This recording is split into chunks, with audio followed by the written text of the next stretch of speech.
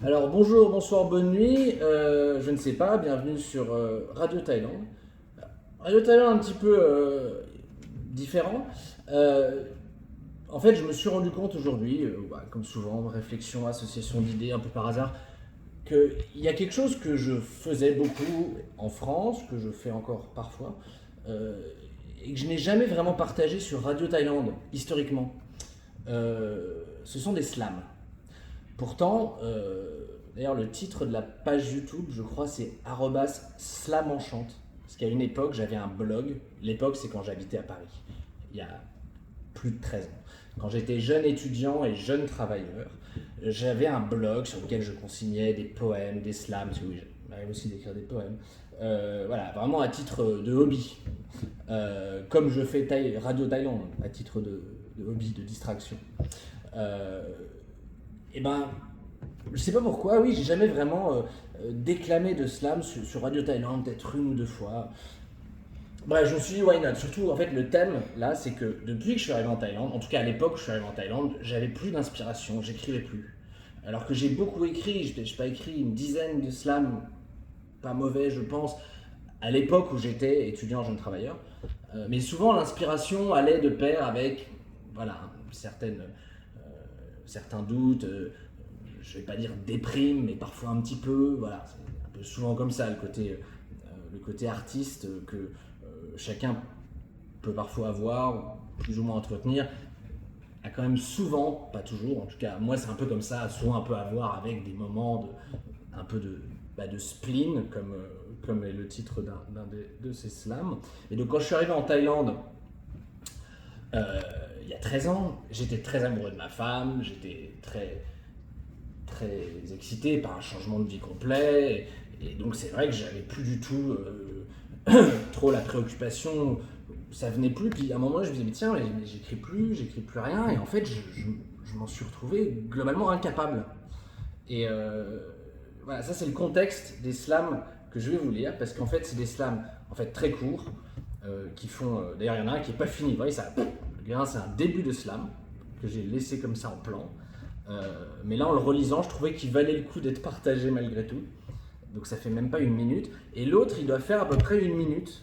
Alors que mes slams parisiens, généralement, faisaient plutôt 3 minutes. Voilà. Donc, et c'est des textes qui, comme vous allez le voir, parlent un peu de cette incapacité à produire.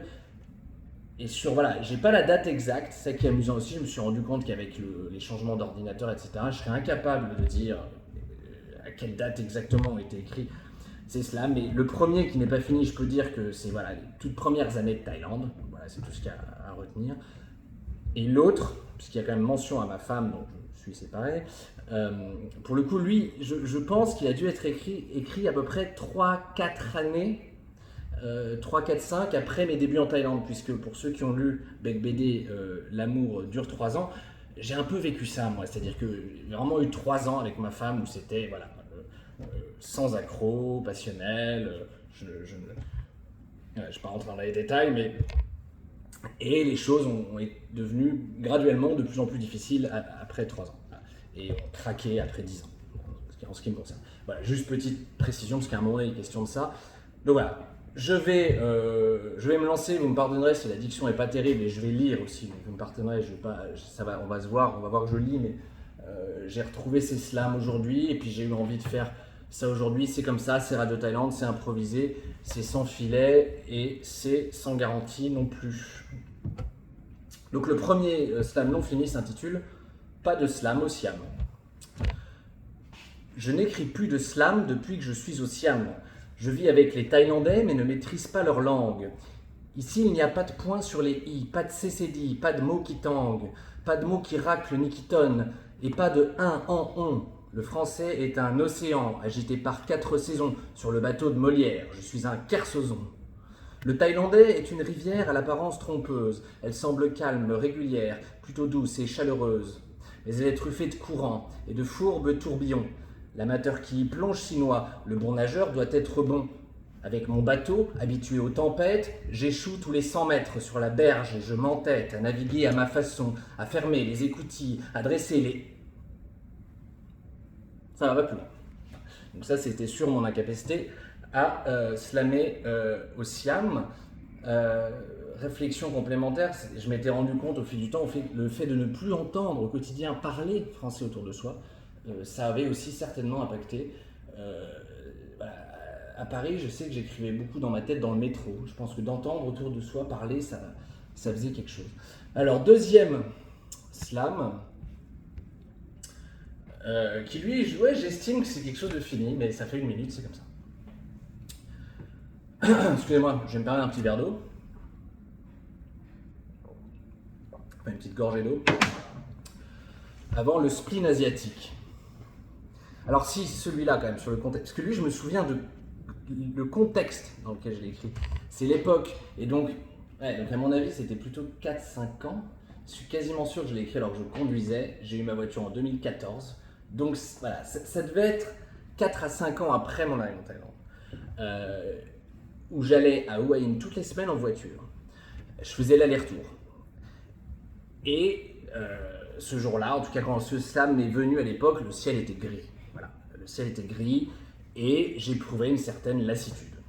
Voilà, qui peut être la lassitude de tout un chacun, qui peut être dans son travail un aspect peut-être répétitif. Ça peut tout simplement être d'aller au travail au même endroit tous les jours. Moi là, il y avait ce côté, moi la même route, le ciel gris, les mêmes. Voilà. J'étais habité d'un certain sentiment de lassitude. Mais alors, je m'autorise une deuxième prise, là j'ai un peu trop accroché sur ce texte que j'aimerais pouvoir faire sans trop accrocher. On y retourne. Si grande et si troublante est ma lassitude aujourd'hui, cela m'arrive assez souvent lorsque le ciel s'habille de gris, je perds le sens de l'existence, je perds la mire de mon fusil, je mène un combat solitaire, silencieux et sans ennemi. Je suis comme un militaire, sans uniforme et sans pays, je garde la forme, mais je n'attends plus rien de la vie. J'ai bêtement peur de la mort qui me guette, alors qu'elle n'est pas prête. En attendant, faut bien bouffer, donc je mange du riz avec des baguettes. L'Asie m'apparaît comme un creux, sourd, lourd, et dont on ne fait jamais le tour. Pendant que comme Icare, l'homme blanc se brûle les ailes au soleil, l'homme jaune marche peinard dans son sinueux tunnel.